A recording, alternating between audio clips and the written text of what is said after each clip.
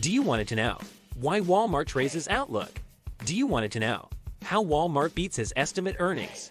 Then stay tuned and watch this video till the end.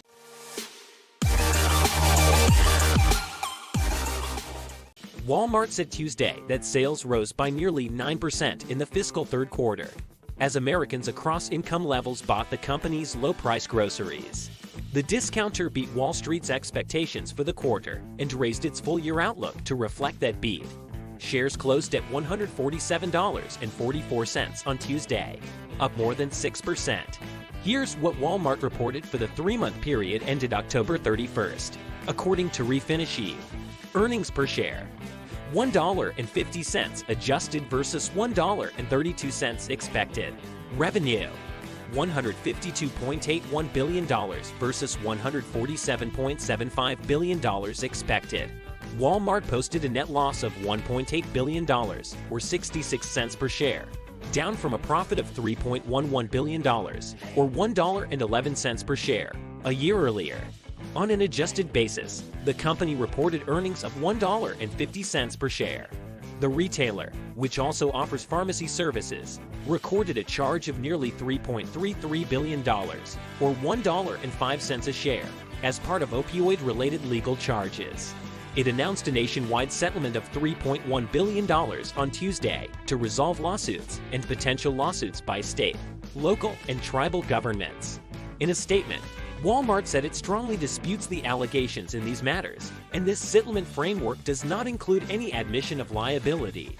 Along with selling groceries, Walmart CEO Doug McMillon said on a call with investors that the retailer also got a boost in the three-month period from a strong back-to-school season in the U.S. and sales events across the globe, including the Big Billion Days, an annual event for Flipkart.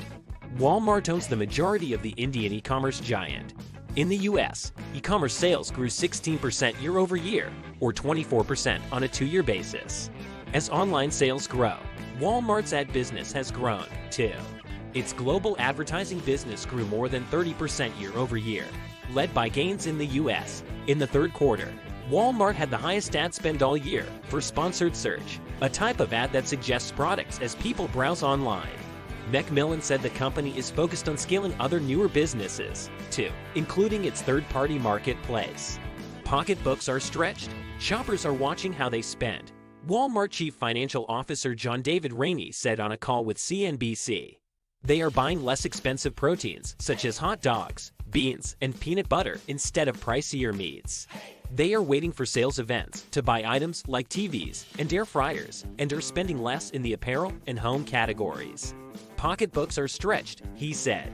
People have less discretionary income or less disposable income to spend on things, and so they are looking for value.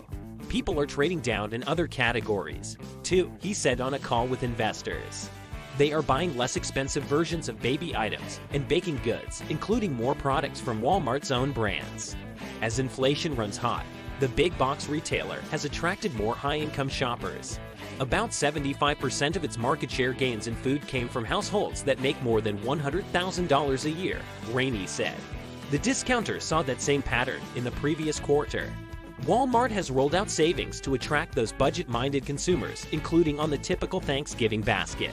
It has kept prices the same as last year for a group of items that make up the typical holiday meal, such as turkey, gravy, and ready-to-heat mac and cheese.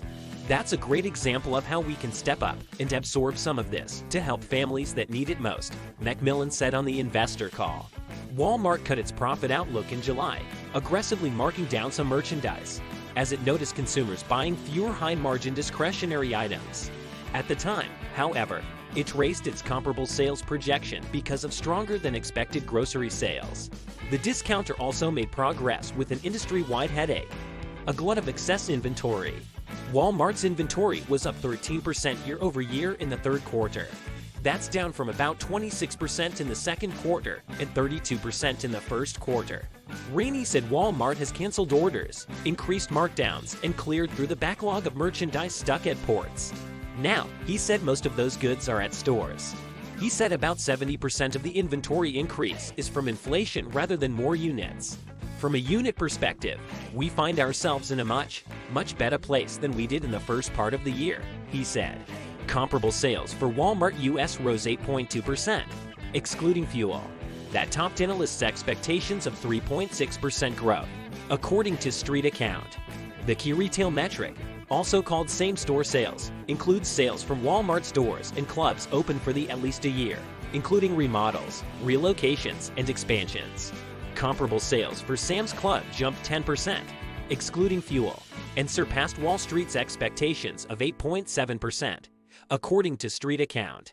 Walmart does not disclose the membership count for the Warehouse Club, but the company said its membership income increased 8% and its member count hit an all-time high. Walmart's international business was one of the quarter's bright spots. Net sales rose 7.1% to $25.3 billion, an increase of $1.7 billion, though negatively affected by $1.5 billion from currency fluctuations. Its business in Mexico, Walmex, led the way with double-digit growth. China also had strong growth, with the highest volume of online sales across the globe. Thanks for watching this video, and I hope you like the content. Please like this video and subscribe to this channel if you wanted to watch more such informative videos, and don't forget to hit the bell icon.